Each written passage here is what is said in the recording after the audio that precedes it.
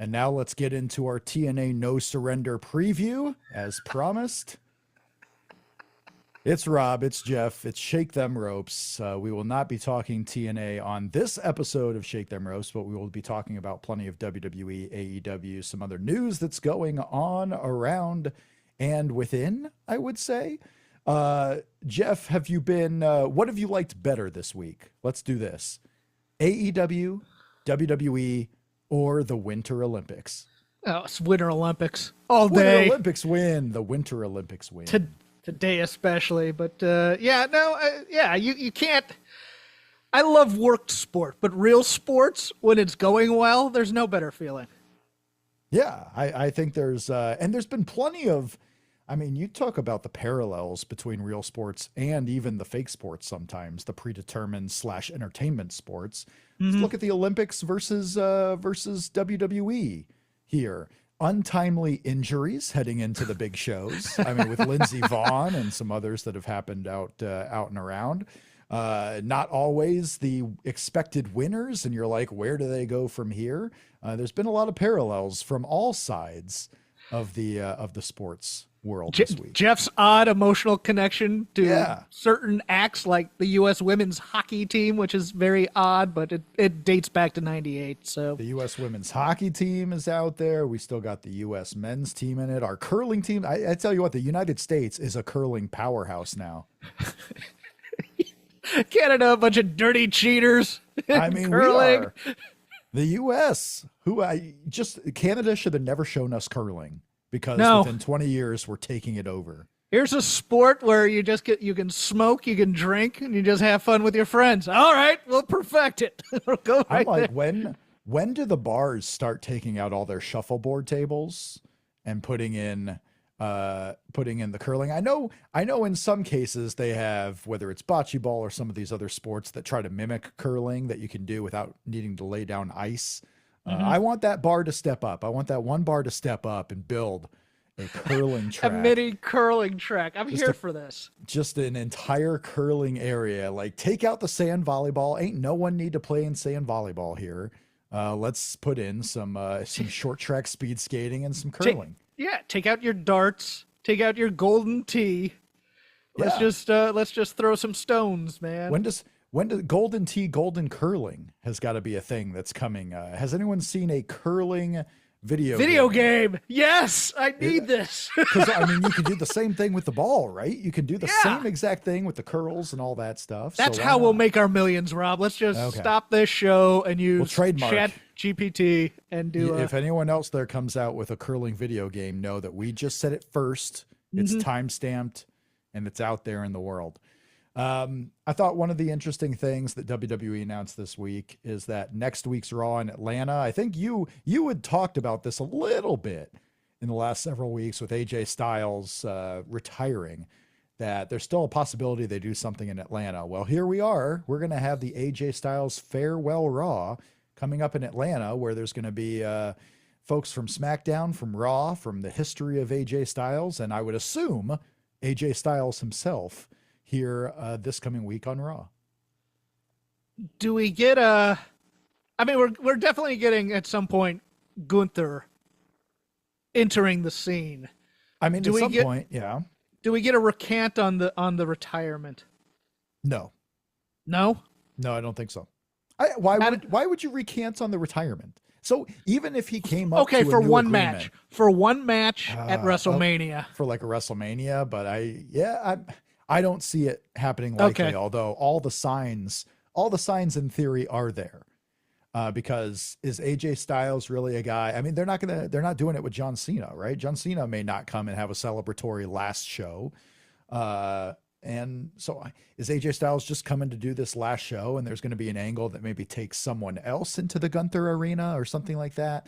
Yeah, all the signs seem to be there that AJ Styles is going to get some type of placement with Gunther. But I just don't see it. I don't know. I don't know why you do the retirement match at the Royal Rumble if it's not actually going to be the retirement match. Wouldn't you just have the match and then AJ and Gunther retirement at WrestleMania? Or could this all be part of the plans changing thing where it's like, you know what, AJ, we do want that one more match. We do want a little bit of a draw for WrestleMania. We'll sign this extension. Come on and do one more. You'll also lose it, but come on and do one more. It also feels like, and I know they say that that's what the box is. I'm not so certain. You have the Jericho AJ Styles connection. But then Sean Ross Sapp reported earlier this week that AEW had added time onto his contract. Which is insanity, because I would have thought, Chris Jericho took some time off, right? Mm-hmm. There's got to be some type of difference between, okay, someone's hurt, we want to use them on the show, but he's hurt, so we have to add 3 months because that's how long the injury was, versus a Chris Jericho situation where it's like, Chris, I'm taking you off TV for a bit to get you refreshed, but I'm going to extend your contract even though it's my decision to take you off TV. Well, the reason I'm skeptical of this, and that it's not, that I'm starting to think it might be just chum in the water to distract us. Yeah. Because Jericho would go to Meltzer. I think that's the obvious route. I don't think he'd go to Sean Ross Sapp. And here's the report. And again, we like Sean Ross Sapp. Sean Ross Sapp does very, very good work. The report isn't Chris Jericho has his contract frozen. There's time added. That's not the report. Mm-hmm. Right. The report is wrestlers believe that Chris Jericho's contract has been frozen. Yeah, it's BS. That's the report. And this is why sometimes, and this goes for all types of journalism, not just the wrestling related journalism. But it's like, I didn't report that his contract was frozen. I'm just reporting what people believe. Right. And that's true. And that part's true, but people are reading it. I know. Yeah. And people are reading it, and Sean Ross will tweet everyone saying media literacy. But the report again out there is not that Chris Jericho's contract has been frozen. It's that some people out there believe that it has been. So who are those some people? Would they actually know, or are they just assuming it? But at the same time, we've been talking now for 2.5 months about Chris Jericho. When is he going to show up in WWE? And he hasn't yet. The box is weird. Do you right now, if you had to put a number on it, put a percentage on it, do you believe the box is Chris Jericho, and at what percentage? 75.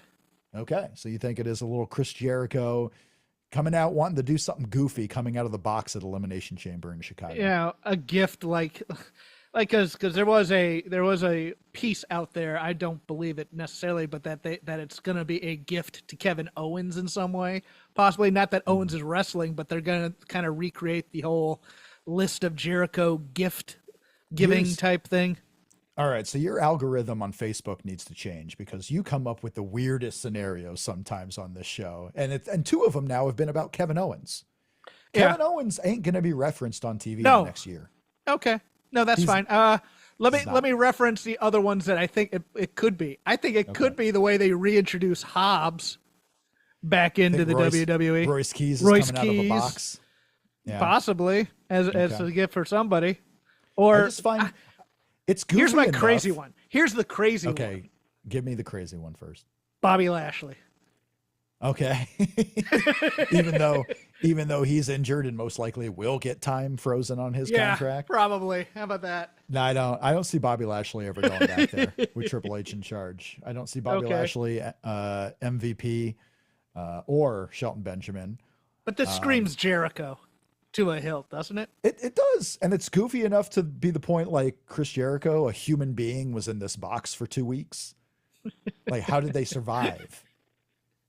It's the other part of Gwyneth Paltrow from Seven. Yeah, is he going to be in there with like a crock pot and a bucket? Yes. Like when he comes out? There's no air holes in that thing. He's just going to come out. No, I feel like maybe there's ways for some air to get into that box, but I'm worried more about, Chris Jericho coming out as lean as ever because he spent 2 weeks not eating because he was in a wooden crate. I didn't plan this well enough. It's very interesting. Yeah. Because and he planned it well enough to whoever's in the box to be like, hey, do not open until Elimination Chamber. Now he's in there thinking, you know what? This might've been a bad idea. Maybe I should have just had him open it up on Raw. And apparently we're going to get the box on SmackDown. So the box will be on SmackDown too, and we'll get more just wondering what the hell is this. Then it's going to go back to Raw. Then it's going to go back to SmackDown. Then it'll show up at Elimination Chamber. And it very well could be a Royce Keys or Chris Jericho, or maybe it's none of the above. It's an inanimate object, and it's an inanimate object for somebody. Who knows? Maybe it's Goldberg coming back, because you know what? I'm not done with you yet, Gunther. Who hasn't been on NXT in a while? That it could just be a total just non-starter, just like, oh, this is how we introduce Tatum Paxley onto the main roster, and you just go, all right, fine. Are we just being too close-minded to assume it's going to be a person? Yes.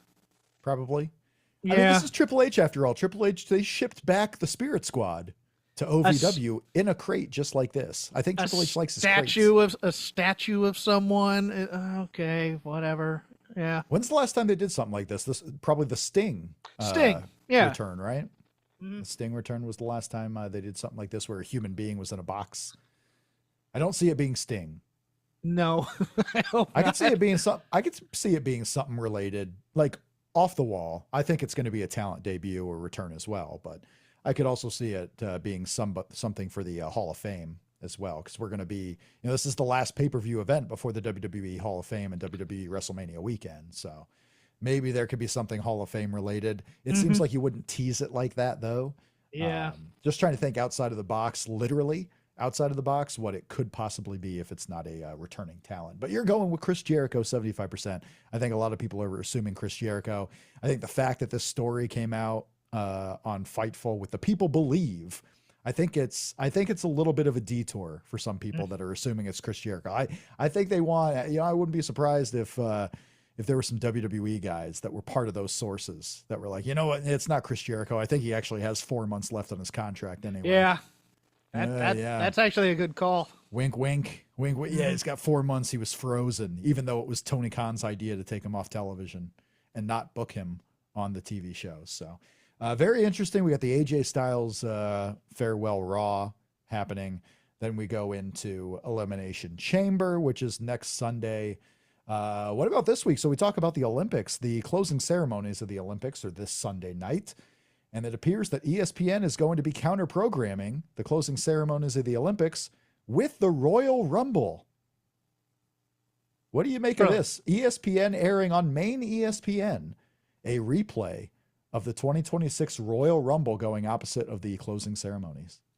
I think that's actually smart, because I don't think there's much to the closing ceremonies of the Olympics, even though it's probably a ratings hit that I'm not realizing. It's a ratings hit. It is obviously taped. It's gonna go down at about 2 p.m. Eastern on Sunday. And I think the closing ceremonies are one of those things, especially on a weekend, where people can watch it on Peacock and actually, watch the original airing of it. But yeah, there's not many sports going on. The sports world pretty much stops during the big primetime moments of the Olympics. The NBA wanted their 3-day break with the All-Star break to happen during the Olympics, so they didn't have to go up against it. Obviously, hockey will not be back yet, as the hockey players are still playing the Olympics all the way until Saturday and Sunday. College basketball is just basketball takes it's right before the tournaments. They take the big times off. Golf is during the day. There's not a lot of options for ESPN to air something on there outside of not even spring training baseball, because spring training starts this weekend, but there's usually no night games on the weekends. So yeah, they have some inventory here. They have something that they can show. They can use it as an advertisement that, hey, we have WWE pay-per-views. The biggest WWE pay-per-view of them all is coming up. With WrestleMania next weekend, we have the Elimination Chamber. It's basically going to be a 3-hour infomercial for the fact that ESPN Unlimited has WWE pay-per-views. And for those who want to relive Royce Keys' debut in the Royal Rumble, you can by watching it on ESPN. So yeah, I was curious. I think that just came out within the last few hours as we record this on Thursday night. But yeah, an interesting counter programming. No 30 for 30 this time. No documentary. No second tier or third tier sport being shown on there.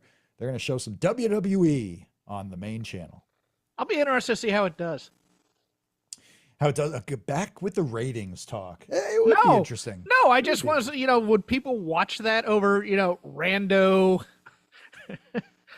rando television on a Sunday night? It is, yeah. I mean, because you have NBC that usually has basketball. Obviously, they're not showing basketball on NBC this weekend because of the Olympics. And then they'll go back to showing Sunday night basketball. You don't have any WNBA yet. MLS is still, I think, a week or two away from kicking off. So there's just not a lot going on there. And why not? Why not use the space to show inventory you already have and also promote that you have these events coming up? I think it's interesting counter programming. It might be on. I might leave it on there, relive, because I have not rewatched the men's or women's Royal Rumble match yet from the original airing. And I do like to do that usually within the first couple of weeks after the show.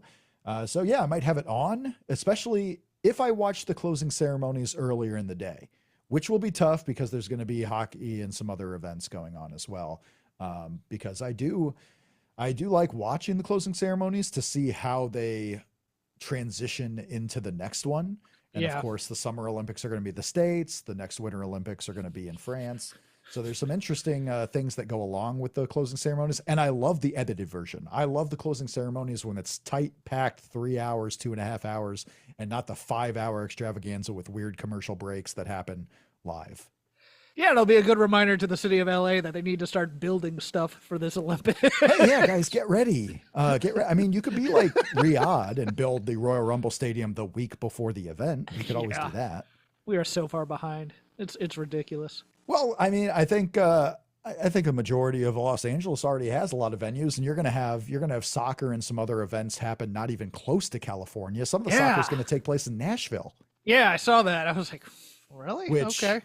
Which I tell you what, start booking those Nashville plans now, because that would be some serious fun happening there at the Nashville SC park there. So, yeah, you're gonna have some other venues. You're gonna take the place of some of the events with things that don't have to be built in Los Angeles. But it's coming down to the wire here. We're 2.5 years away, as they also have to prepare for the World Cup this year. There's still preparations going on for the World Cup this year. That need to take place in a lot of these locations, including Los Angeles, hosting quite a few of the events as well. So a lot going on there this weekend, Olympics and the Royal Rumble replay. Let's hit Raw for a second here. I got a question for you. I assume the biggest question on your mind has to do with Rusev wearing the Rusev Day shirt. Is there anything to this? No, but they have the TNA partnership. They can bring that out anytime if they want to. Just ask old Matthew Reinhardt, come on over. Can you do a... When Rusev re-debuted, and of course when that happened, we were doing Shake Them Ropes as usual because we've been the constant tandem with no substitutions. No. I was like, do they need to bring Matthew Raywalt? I honestly can't even remember his WWE name at this point. But do they need to bring him back to get back Rusev Day to get? You can't either. I'm watching your face. You don't remember his name. I don't. Oh my God. Something English, right? Yeah. Oh, Aiden English. Aiden English. Okay. So I got half of it right there. I was like, Rusev Day is so far in the past, and it's also such a step down from whatever they thought they wanted to do with him that I don't believe they're going to bring this back. But the shirt teaser this week on Raw was certainly interesting. Not saying he's going to be a main eventer, and it looks like he's going to be the first person fed to Obafemi here on Raw, but very interesting, I thought. Yeah, it's a nice Easter egg if it comes to anything. But my question was going to be, how did you feel about the AJ Lee Becky Lynch promo? Okay, so AJ Lee versus Becky Lynch is one of your main event matches for the All Chicago Elimination Chamber, where the only two singles matches right now involve the great Chicagoan couple of CM Punk and then AJ Lee. Then you have your two elimination chambers. I know last week on the show you talked about how Becky Lynch, this character ain't doing it really for you, and this week kind of added to the weirdness a little bit. Yeah, and the AJ part added to the weirdness, I thought too. AJ's doing what AJ kind of used to do. I mean, she's back to the 10 years ago where it's like everything is kind of sarcastic. Everything is just like, I'll think after I say it. that like, are you being like, you're the weird one? You want to do that? Like you want to come to me? Like everything, she's trying to be too nonchalant and smart sometimes, and it's kind of a weird character, but I, maybe it's just me putting everything they do on TV in the back of my mind until the actual match. Cause like, is AJ going to win this and we're going to have a rematch at WrestleMania? Like, let's just get to the match. This is absolutely one of those matches where I'm more intrigued at the match itself Yeah. than anything they're going to do build up wise leading up to it. This was weird. Okay, this is why I thought this was weird, because How do going you- into how do this you feel? promo, AJ was a little bit more playful. You know, she's kind of doing the oh, I'm just going to be here and do this, and then Becky's going to be driven crazy. And this time it felt like I have an agenda about my legacy. Oh, And I'm legacy gonna talk. and I'm gonna come out there and say you're welcome for this women's division. And boy, again, we've done this show for a long time. We were here for that talk, and a lot of it was, oh, AJ Lee is not the right opponent for Paige because Paige is and it's like the work rate isn't that good, and blah blah blah blah blah. And it was just such a weird, almost embittered AJ Lee coming out to kind of, and then you had the whole hit me, I know you want to hit me type thing. And it's like, well, why doesn't Becky Lynch just hit her? I didn't get that either. It was Because that's it was what such you a want, AJ. You want excuses for why you lose at WrestleMania or at the Elimination Chamber. it was just so everything just seemed like about half a degree off to me. I don't know what it was, but It's I mean, been kind of off. I mean, honestly, it's been kind of off since even before Survivor Series, with AJ and Becky Lynch being added to these matches. Everything post WrestlePalooza kind of has been a little strange with it. But it's the singles match. I mean, we thought we were going to get this at WrestleMania. We still might. I can forgive or see past everything that they do on television to build it up, because this is one of those weird scenarios or interesting scenarios where the match is kind of big to me. yeah. And anything they do on television, as exampled by what they are doing on television, can only reduce the impact of what the match will actually have, or reduce the interest leading up to it. So I'm fine with them trying some different things, but I'm going to put it all past in my mind, because I don't care until the match actually happens. Like, and it's going to be an important one on that show. It's Elimination Chamber. There's going to be 4 matches. I don't even see a 5th one being added. You're going to have the 2 chambers that go 45 minutes each. You're going to have this match that probably goes 15 to 20. You're going to have CM Punk and Finn Balor, which will go 15 to 20. So they're going to get some time. It's going to be a big match. I'm interested to see the follow-up, because I actually do think they're still going to have this match at WrestleMania. So what do they do here? Do they have AJ going into WrestleMania as the champion? Does someone screw Becky Lynch? Is Becky Lynch gonna show it? Like, could the box be Becky Lynch's surprise for AJ Lee in some form or fashion? Could it be Paige? Oh, but I'm gonna be very interested if the match is good. I am. I'm the last match, the mixed tag, you had certain smoke and mirrors. You could do it now. There's nowhere to hide for her, and it's been a while since you've had a match of this import in her career. I'm very interested in it. Yeah, very interested. I blew my mind saying that Paige could be in the box for WWE, because Now you want it. I no can one's saying see it. Well, now I'm wanting it, but then I made the mistake of Googling Paige WWE box, and you do not want to know. You don't want to know what's come up on the Google search. That was an unfortunate misstep from myself. So yeah, we have the box mystery. We have AJ Lee, not AJ Styles, AJ Lee, and Becky Lynch coming up. So the build up to it has certainly been something. The match, I think, will be really good, and then I'm more interested to see what happens after Elimination Chamber, because WrestleMania still is where it's at. You know, there's still a ton of questions going into WrestleMania on what the card could be, who's in this box. Are there going to be other returns? Are there going to be other interesting? What's Brock Lesnar doing? What's Obafemi going to end up doing? Because he's getting contracts from SmackDown, from Raw. Where's he going to go? And honestly, Obafemi, I could see him not picking a brand until after WrestleMania, especially if his match is Brock Lesnar. Like, is the winner, is that how you get Obafemi? Because it's like Nick Aldis and Adam Pearce. Is it whoever can deliver me Brock Lesnar is who I'll sign with? Like, I think both of these storylines could be playing kind of together. And we'll have to see what Obafemi does here on Raw, going up against possibly Rusev, and then what happens with SmackDown. But he's going to be on every show until WrestleMania, it looks like. Yeah, and I do not want the rumored Brock versus LA Knight. Well, yeah, so you can't believe anything right now, right? Right. Because if you're going to believe the reports that things are changing, then how would you also believe that, yeah, it's going to be LA Knight versus Brock Lesnar? Right, exactly. That's a big match. I tell you what, that's a big match for LA Knight, though. That's going to be his most important singles match on the WWE pay-per-view. True, but all he's going to do is get destroyed. Okay. Or maybe he doesn't. Here's the thing about Brock Lesnar, guys. He loses sometimes. I know it doesn't feel that he ever does. Yeah. But he does lose on pay-per-view sometimes. Would LA Knight be the guy to beat him? I don't know. No. Obafemi's going to be the guy to beat him. So if it's Obafemi or it'll Gunther? be great. Like, it could be another one of those situations where you got to keep Brock Lesnar strong because we're trying to put over, Obafemi or Gunther or, God forbid, JD McDonough. He's back. He's back. Happy to have him back. He's back. He showed up alongside Dominic Mysterio, who just recently came back. All of a sudden, the Judgment Day is kind of at full strength here. Mm-hmm. Except for Roxanne. Reports this week that Roxanne underwent a small surgery to remove a mass from her back, a benign mass from her back. So we might not see her for a little bit because she is not scheduled right now to be in any part of the Elimination Chamber pay-per-view.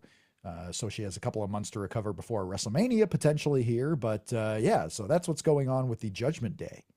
Yeah. Let's walk over to the other neighborhood real quick. Before we do that, I have one more WWE side I want to get to. One more piece of news. We talked last week about Bad Bunny. Who would his perfect opponent be? Bad Bunny maybe versus Logan Paul. Logan Paul's kind of teasing that. And now there's a lot of reports out there that we could potentially see Bad Bunny opposite Logan Paul at some point this year, but wisely maybe some form of tag team match where you can have some real pros in there with them. What do you think about Bad Bunny and Damian Priest versus Logan Paul and Bronson Reed? Yeah, that's the match. That's exactly the match I would do. I would do the other. I wouldn't put I tell you what, Bronson Reed tsunamiing Bad Bunny several times seems like it would make good TV. Oh, right? Now I want it. Like, I almost think that would be even bigger. They isolate Damian Priest. Okay, Bad Bunny and Priest win the match, and they get rid of Priest, and then just three tsunamis. Central. Yes. I mean, what clip would you want to see on? What clip would make the most sense getting out there? Right, it would be Bad Bunny getting beat up and put down on tsunamis and just jobbing that. Stretchered out. Yes. I think we're going to see that at some point here in the future on there as well. So. Final Elimination Chamber coming up next week. We'll do a preview next week on the show, but it's CM Punk versus Finn Balor, AJ Lee, Becky Lynch. We still have 2 men's qualifying matches and 2 women's qualifying matches. The women's qualifying match for that match right now, you have Tiffany Stratton, Rhea Ripley, Alexa Bliss, Asuka. What do you think about this qualifying match? Charlotte versus Nia Jax versus Kiana James. I am a Kiana James apologist. I think she is. I think she's going to be.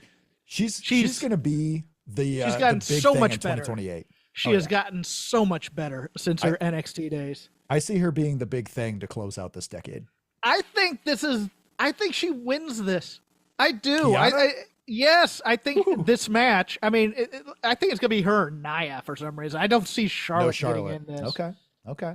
I mean, I could, and then they play up the Charlotte Alexa thing, but God. Especially if Io Sky wins you got Io versus Kairi Sane versus Raquel Rodriguez.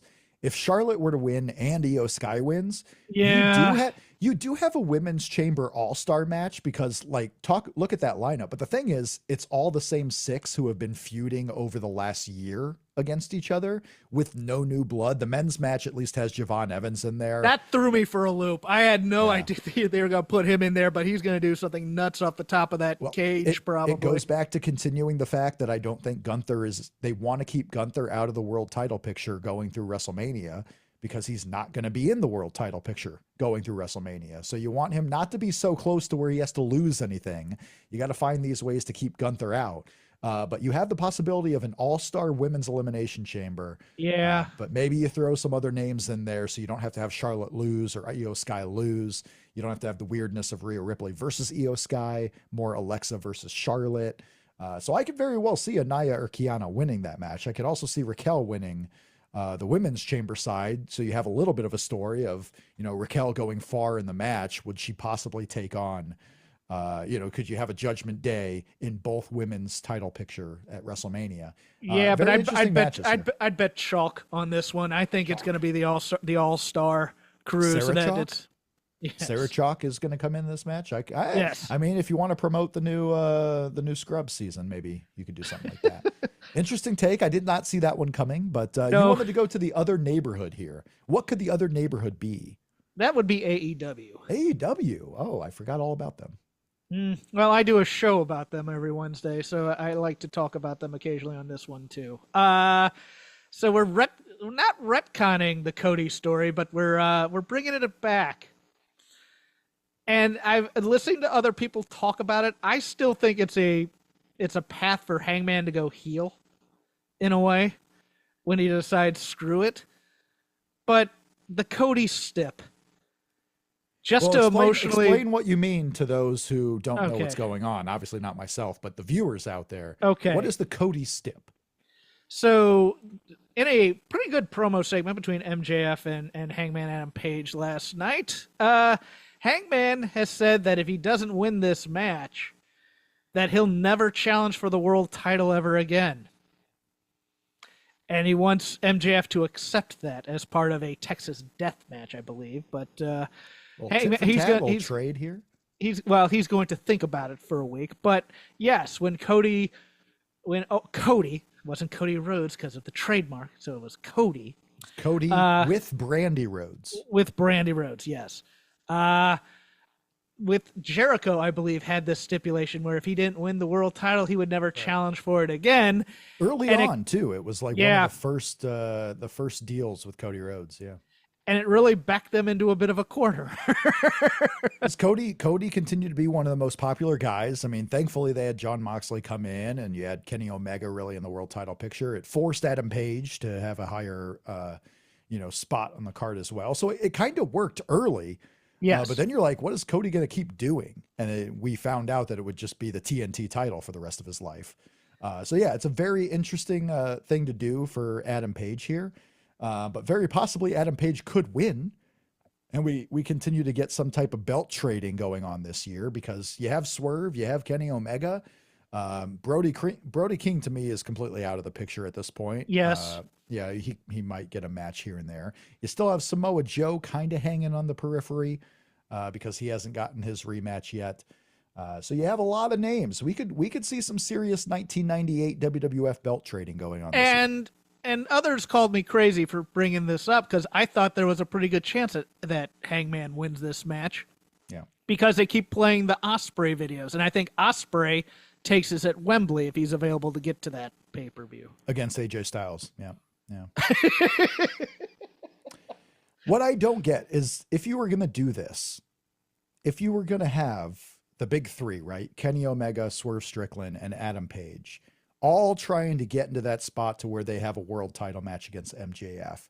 Mm-hmm. To me, you wouldn't beat MJF until it was the third of them. Say Swerve had his shot, Kenny Omega had a shot, then it was Adam Page's time, and Adam Page finally gets it. To me, you don't do it with the first one off the bat. Like, it's got to be MJF beating a couple of people, and then all of a sudden, this guy was too much to handle. This is the true ace of AEW. Adam Page was able to win the championship, or Kenny Omega was able to win the championship. I wouldn't change the title on the first one, but MJF has had some title defenses now with Brody King and obviously beating Samoa Joe, so it's not like he was super weak. I can see MJF being a 5-time AEW champion in the next 3 years. A lot of different ways to go, but I wouldn't have seen Adam Page winning right away. And we may not. We have a month to go. But I still have my doubts. I still think the path here is that Swerve and Hangman both become heels. Yeah. Possibly even replacing the guys who become baby faces out of Callus's family. But if you noticed last night, Swerve, after the match, hanged Kenny Omega. And then Hangman didn't come out for the save for Omega. Mhm. So I think they keep laying these seeds, even though they play the good angel, bad angel with jet speed, that eventually Hangman and Swerve are going to be simpatico, and they're both going to be very angry and very heelish. There's too many small side tag teams that are hanging around the big players in Yeah, I AEW. Jet agree. Speed, you got Private Party coming back right now. There was a time there you have Ricochet's guys, the what are they? Demand, the demand. The Demand and his Oh, the gates of the agony. Gates of Agony is what I The was whole going three, for. the whole three crew. The Gates of Agony. You got all these small tag teams, and I don't say small in stature. I'm just saying the small time kind of tag teams that aren't really in the big title picture right now, that are just kind of there every once in a while. I kind of put Danny Garcia and Wheeler Yuta in this category as well. It's just sometimes there's too many side players going on when the grown-ups should be talking and fighting. All of a sudden these side players come out and they're supposed to add to the story, and they just never do. Here's your 3.5-star TV match, and yeah, we're gonna have an extended 20-minute match with Jet Speed and whoever the tag team champions are, and you're just like, why? Just show that you have good wrestlers? Okay, that's great. AEW, to me, the TV shows have been better. Yes. There's more interest in AEW. I see more people talking about it. I hear more people talking about it. I'm interested in the world title picture and some other things that are happening around AEW now, where, over the last 9 months, it's kind of been a dry area for me, honestly. AEW has not been pulling me in to want to watch the Wednesday shows. They're not going to get me to the Saturday shows. Like even I watched Collision, the Grand Slam Australia on tape. Like I recorded it, watched it the next day, because it's not drawing me there. Plus I was in Nashville and there's no way I was going to watch that show live. But also bummer. Like last time I went to Nashville, I saw Braun Strowman, and then there was TNA in the house all this weekend, and I didn't see one single TNA wrestler outside of some guy named Jelly Roll. Showed up to Goodnight Nashville and sang a few songs after the TNA event. But yeah, didn't see any TNA guys roaming around town this week. Any UVA fans? I tell you, if you wouldn't have told me that there was a basketball game going on, I wouldn't have been surprised, because I didn't see anyone wearing Ohio State. I didn't see anyone wearing Virginia. I did not see what it looked like on television for that. But if you told me there were 1,000 people there, I would have thought there's no way there were that many. Just a rando off-site game on that weekend. It was like a Nashville basketball classic or anything. They weren't really advertising it. None of the bars were like, come on in, Virginia fans, come on in, Ohio State fans. Yeah, it's just there was no interest going on there. It was very weird that was happening at Bridgestone, and nothing was happening. It was a big weekend for Broadway in Nashville because it was Valentine's Day, big party area, big party night. But I saw nothing for Ohio State and Virginia. And I didn't really see that much for TNA either, honestly. Just down the street, TNA events were happening. I did not see a lot of fanfare for TNA. I may go to Revolution based on the build of FTR and the Bucks. FTR I really liked that. That's going to be a hell of a match. It's a big match. It's going to, give them 30 minutes. Why not? I could almost see, I don't know what they usually do for the time limits on the tag team matches, but I could see them announcing a 30-minute time limit, and that's what happens. I know you just did a Jon Moxley time limit match, but that's kind of the gimmick of the Continental title, where it's a short time limit draw. But I could see something like that with FTR and the Young Bucks, because I see that match taking place all throughout the summer. And again, you're going to have a big FTR Young Bucks blow off, probably in Wembley Stadium. Like, to me, that's the match you book for All In, is Young Bucks FTR. Unless Christian and Adam Copeland come back and somehow become getting the tag team title picture there as well, because I could see that one happening too. But that's your Revolution card right now, is MJF versus Adam Page, FTR Young Bucks, and then you also have Jon Moxley and Konosuke Takeshita announced with a no time limit for the Continental Classic. So this month, not this month, it's still a month away, March 15th. Anything else from the AEW TV show that really caught your fancy? Because they introduced a character on Grand Slam Australia and then they didn't follow up on it on Dynamite, nor did they follow up on the Yuta head shaving. At least tease that we're gonna see the head shaved. I mean, you did it on there, but I'd be here for that Brawling Birds team against Megan Bain and the tall Australian who debuted. Australian. Yeah, I don't remember her name at all, but I was just Well, like, that's a problem. give me skyscrapers and them, and then you'll elevate that tag match. I thought I it was do like overall a Megan good. Bain. I Yeah. do like Oh, Megan Bain. okay. At some point this year, they have to get the tag team titles on Megan Bain and the new Australian woman, if you will, or the tag team of the Brits, Alex Windsor and Jamie Hayter, because I could see those two going after it, and I will Yes. watch that. All up for that. I hope it doesn't happen as the third match on a Collision one night. Okay. That should be a big deal. You can tell me if I'm off on this because I Sure. this was my opinion last night. I think Megan Bain wrestles too much on television, and I think she doesn't win enough on television in terms of actually being the winner of whatever match she's in. Yeah, I agree that she probably wrestles too much. I think anyone who's wrestling on both Dynamite and Collision wrestles too much. I mean, there are worse people they can put on the shows that much, and probably worse fill-in options if they were to keep Megan Bain or some of these other wrestlers off of both television shows. But she wrestles too much, and then she's also with Penelope Ford, who I don't think anyone cares about. Right, and she doesn't get dominant wins. It just makes her feel like she's just another person on this roster when I think she should be your world champion. Well, to me, honestly, the whole women's tag team division, they all feel like, just I know they've done a lot with Willow and people love Willow, but the whole tag team division in the AEW women's side to me just screams like, well, we're just put them on Collision every once in a while. We'll maybe give them a Dynamite match, but they're not the big deal. Which opposite of WWE, maybe that's the reason that I may feel this way, is because WWE, the women's tag team picture, has been the main event of the women's side. Yeah, and you had a chance to debut a team on Dynamite, and they went far too long. That should have been a squash match. Just to introduce the team, show them our finisher, and instead we have to get Becca some offense. I was just like, what are you doing?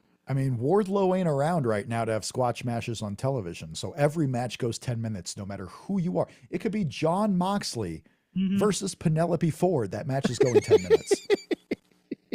Yeah, we have to give him some shine to make him look good. No, you don't.